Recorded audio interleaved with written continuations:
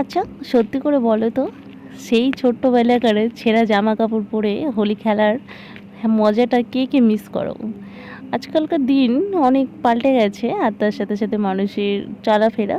তো এই যে ভিডিওটা একটু আগে দেখলে, এটা ছিল আগের বছরের ভিডিও। সেটা আমি সাজুগুজু করে রং খেলেছিলাম, আর এই বছরে ব্যাড লাক, আমি রং খেলতেই পারিনি। আমার কপাল খারাপ। তো কী করা যাবে, যেহেতু আমি বাড়ি ছাড়া, বাড়ির থেকে অনেক দূরে চলে এসেছি, এই জন্য আমার আর কপালে রং খেলা জোটেনি।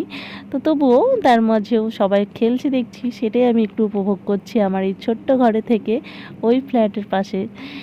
তো আজকে দুপুরের লাঞ্চে ছিল, হোলি খেলিনি তাই হোলি কি আজকে হোলির দিনে খাবো না ভালো মন্দ।